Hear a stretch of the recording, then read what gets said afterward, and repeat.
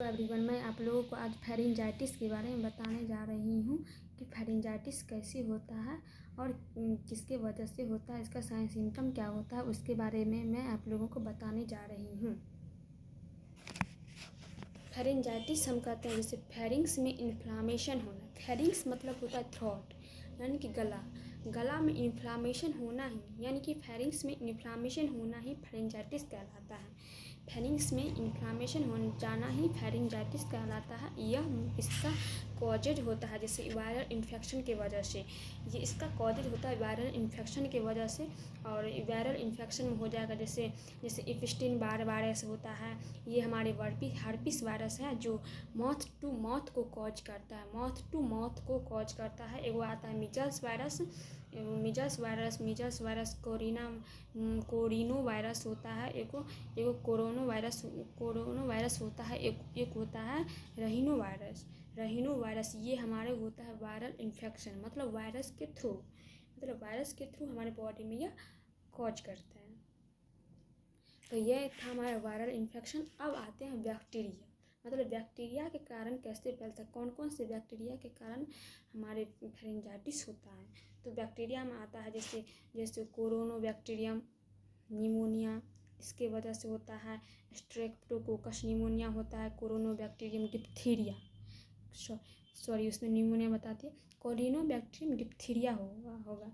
कोरिनोबैक्टीरियम diphtheria की वजह से होगा। ये डिप्थीरिया को कॉज करता है। एक होता है हीमोफिलस इन्फ्लुएंजा के वजह से होता है।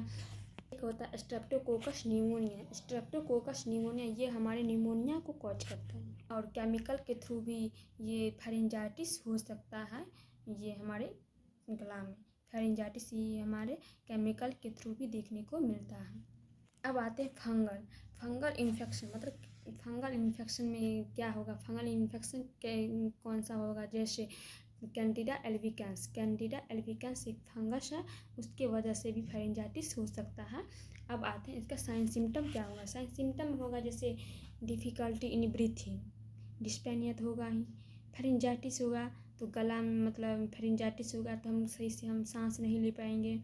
और खाने में भी प्रॉब्लम होगा। एस्फेक्सिया होगा, सांस लेने में एस्फेक्सिया होगा। डिफ़िकल्टी इन ब्रीथिंग होगा और सोर थ्रोट होगा। फीवर आएगा। बोलने में भी प्रॉब्लम होगा। खाने में भी प्रॉब्लम होगा। स्लीपिंग डिसऑर्डर होगा। ईटिंग डिसऑर्डर हो गया। ये सब हमारा साइन सिम्टम हो गया। और पेन इन थ्रोट, गला में भी तो दर्द होगा। कफ होगा। ये सब हमारे साइन सिम्टम हो गया फेरिंजाइटिस का। अब आते हैं दोस्तों डायग्नोसिस। इसका डायग्नोसिस कैसे करें, तो डायग्नोसिस हो जाएगा जैसे हिस्ट्री कलेक्शन हो गया, फिजिकल एग्जामिनेशन हो गया, सीबीसी टेस्ट करेंगे, सीबीसी तो टेस्ट करेंगे।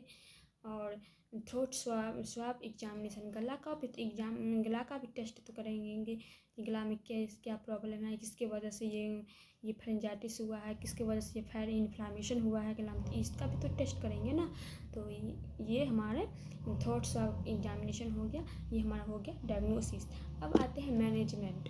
तो मैनेजमेंट में आ जाएगा मेडिकल मैनेजमेंट में जैसे एंटीबायोटिक मेडिसिन, बैक्टीरिया के द्वारा कॉज करता है तो एंटीबायोटिक देंगे।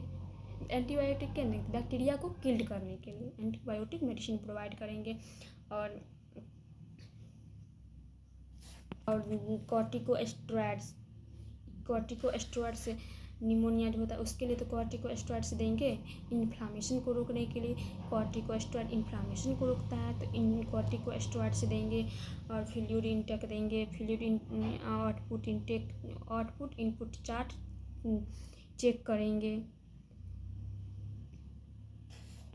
और फेरिंजाइटिस वाले पेशेंट को बोलेंगे वार्म स्लाइन गार्गल्स, मतलब गुनगुने पानी, उबाला हुआ पानी, गुनगुना पानी से उसको बोलेंगे गार्गल करने के लिए। और फ्लूइड, मतलब फेरिंजाइटिस वाले पेशेंट को बोलेंगे प्रॉपर बेड रेस्ट करने के लिए फ्लूइड इनटेक आउटपुट चार्ट तैयार करेंगे। उसके बाद आता है, ये हमारा हो गया मेडिकल मैनेजमेंट। अब आते हैं नर्सिंग मैनेजमेंट के। नर्सिंग मैनेजमेंट में क्या क्या करेंगे, तो नर्सिंग मैनेजमेंट में हो जाएगा जैसे चेक द वाइटल साइन लेंगे, फ्लूइड डाइट मेंटेन देंगे। और पेशेंट को वार्म सलाइन गार्गल्स करने को बोलेंगे। ये हमारे मेडिकल में भी आ गया, इसमें भी हम यूज कर सकते हैं।